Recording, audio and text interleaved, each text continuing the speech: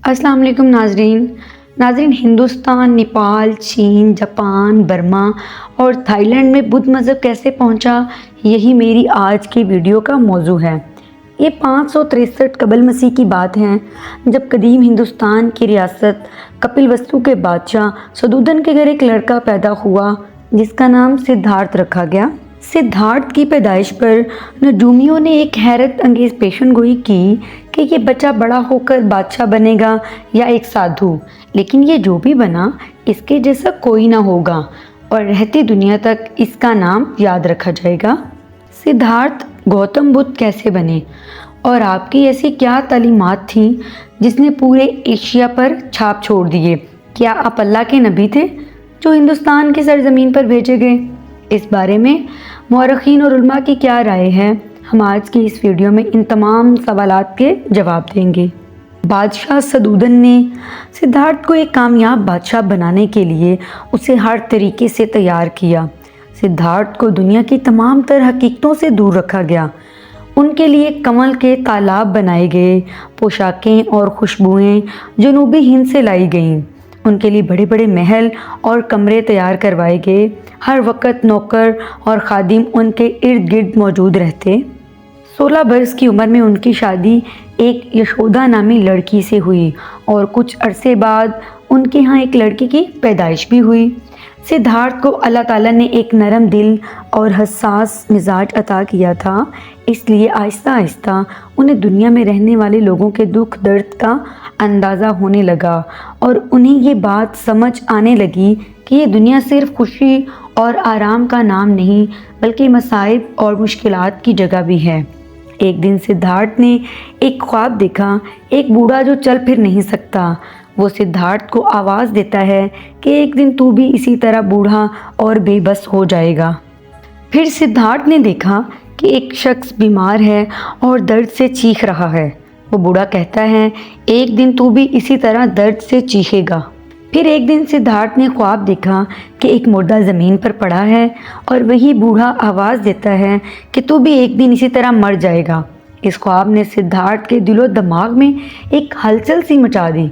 सिद्धार्थ अपनी बीवी, बच्चे, महल और तमाम आरामो आराइश को छोड़कर सच्चाई की तलाश में निकल पड़े। जब सिद्धार्थ महल से निकला तो उस वक्त उनकी उम्र 29 साल थी। उन्होंने तमाम कीमती लिबास और जेवरात उतार दिए और फ़कीरों जैसे कपड़े पहनकर कई बरस तक एक जोगी की तरह इस फिक्रो तलाश में रहे कि दुनिया के दुख दर्द और बीमारियों से रिहाई कैसे मुमकिन हो सकती है। कुछ सालों तक सिद्धार्थ जोगियों और फ़कीरों से इल्म हासिल करते रहे, लेकिन उन्हें कोई तसल्ली बख्श जवाब ना मिला। फिर वो सोचो फ़िक्र में डूब गए और जंगलों में चले गए। उन्होंने कई बरसों तक अपने जिस्म को तकलीफ़ें पहुंचाईं और भूखे प्यासे भी रहे। आखिरकार सिद्धार्थ एक जंगली इंजीर के दरख्त के नीचे मराकबे में बैठ गए और अहद किया कि जब तक उन्हें उनके सवालों का जवाब नहीं मिलेगा वो उस दरख्त के नीचे से नहीं उठेंगे। सिद्धार्थ ने ये पूरी रात एक सोच में गुजारी। सुबह होते ही सिद्धार्थ को इरफान की रोशनी नज़र आई और उन्हें अपने सवालों का जवाब मिल गया। वो सिद्धार्थ से सिद्धार्थ गौतम बुद्ध बन गए। यहीं से गौतम बुद्ध इंसानियत के लिए एक अजीम पैगाम लेकर निकल खड़े हुए। बुद्ध ने हिंदुस्तान के कई शहरों का सफ़र किया और लोगों को बुत परस्ती छोड़कर अमन, मोहब्बत और शांति की दावत दी। 483 कबल मसीह तक बुद्ध के कई हज़ार पैरोकार बन चुके थे।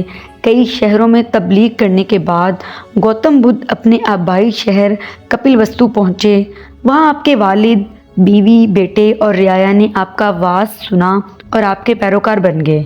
आमतौर पर बताया जाता है कि गौतम बुद्ध की तालीमात में खुदा का तसव्वुर नहीं है, लेकिन ऐसा बिल्कुल नहीं है। बुद्ध की किताब में खुदा का तसव्वुर भी मिलता है और आखिरी नबी का जिक्र भी मौजूद है। बुद्ध अपने सरमन्स में कहते थे कि मैं आखिरी बुद्धा नहीं हूँ, बल्कि एक वक्त में एक और बुद्धा इस धरती पर आएंगे। वो पाक होंगे, ज़्यादा रोशन और पुरनूर होंगे और मित्रिया होंगे। मित्रिया के मायने रहमत के हैं। इब्तदा में गौतम बुद्ध की तालीमात खालिस तौहीद पर मबनी थी, जिसमें समाज के हर तबके को बराबरी का हक दिया गया। छूत अछूत और ऊंच नीच के तबके का कोई तसव्वुर नहीं था। اس لیے بدھ مذہب ہندوستان میں بہت تیزی سے پھیلا اور ہندوستان سے نکل کر نیپال، چین، جاپان، برما اور تھائی لینڈ پہنچ گیا۔ آہستہ آہستہ برہمنوں نے بدھ مذہب کی کامیابیوں کو دیکھتے ہوئے گوتم بدھ کو وشنو کا اوتار قرار دے کر ان کی مورتیاں بنوا دیں اور جگہ جگہ ان کے مندر بھی تعمیر کروا دیے۔ اس طرح گوتم بدھ کی تعلیمات کو بدل دیا گیا اور بدھ مت کتابوں میں بھی تحریف کر دی گئی۔ جیسا حضرت عیسیٰ علیہ السلام کی تعلیمات کو ان کے پیروکاروں نے بالکل بگاڑ کر تبدیل کر دیا، بدھ مت کے ماننے والوں نے بھی بدھ کی تعلیمات کو پوری طرح بدل کر رکھ دیا۔ اب سوال یہ اٹھتا ہے، کیا گوتم بدھ اللہ کے نبی تھے؟ قرآن مجید میں اللہ تعالیٰ نے ارشاد فرمایا کہ ہر قوم کی طرف نبی اور رسول بھیجے گئے، لہٰذا یہ بات واضح ہے کہ دنیا کے ہر ملک اور ہر قوم کی طرف نبی اور رسول بھیجے گئے، خواہ وہ عرب ہوں، اسرائیلی ہوں، افریقی ہوں، مصری قوم ہو یا ہندوستانی قوم۔ قرآن مجید فرقان حمید میں پیغمبروں کے ساتھ ذوالکفل نامی ہستی کا تذکرہ 2 جگہ بیان ہوا ہے۔ محدثین اور علماء کی یہ رائے ہے کہ یہ ذوالکفل خدا کے برگزیدہ نبی تھے اور انہیں ایک قوم کی ہدایت اور رہنمائی کے لیے مبعوث کیا گیا تھا، لہٰذا برصغیر کے چند محققین نے سدھارتھ گوتم بدھ کو ہی ذوالکفل قرار دیا ہے، کیونکہ بدھ کے دارالسلطنت کا نام کپل وستو تھا، جس کا عربی تلفظ کفل ہوگا اور عربی میں لفظ ذو مالک اور صاحب کے لیے استعمال ہوتا ہے، اس لیے کپل کے مالک اور بادشاہ کے لیے ذوالکفل کہا گیا ہے۔ اور اللہ تعالیٰ نے قرآن مجید کی سورۃ التین میں ارشاد فرمایا، قسم ہے انجیر کی اور زیتون کی اور طور سینا کی اور اس امن والے شہر کی کہ بے شک ہم نے انسانوں کو احسن تقویم سے خلق فرمایا۔ مفسرین اس آیت کی تفسیر میں لکھتے ہیں کہ اکثر علماء اس بات پر متفق ہیں کہ اس آیت میں امن والے شہر سے مراد مکہ، طور سینا سے مراد موسیٰ علیہ السلام سے منسوب سینائی پہاڑ اور زیتون سے حضرت عیسیٰ علیہ السلام کے جبل زیتون کی طرف اشارہ ہے۔ اور جہاں تک انجیر کا تعلق ہے، اس کا اشارہ جنگلی انجیر کے درخت کی طرف ہے جہاں گوتم بدھ کو نروان حاصل ہوا تھا۔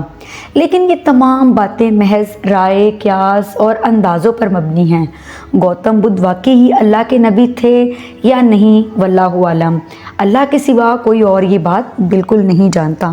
ناظرین، ایک اندازے کے مطابق بدھ مت دنیا کا 4تھا بڑا مذہب ہے اور اس کے ماننے والے لاکھوں کی تعداد میں موجود ہیں۔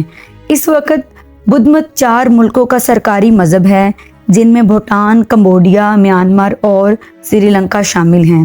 یہ بات حقیقت ہے کہ اللہ تعالیٰ نے ہر نبی کو شریعت اسے زمانے کے مطابق دی، لیکن آپ صلی اللہ علیہ وآلہ وسلم چونکہ آخری نبی ہیں اور اللہ تعالیٰ نے آپ صلی اللہ علیہ وآلہ وسلم پر دین کی تکمیل کر دی اور آپ صلی اللہ علیہ وآلہ وسلم کے آنے سے پچھلی تمام شریعتوں کو منسوخ کر دیا گیا۔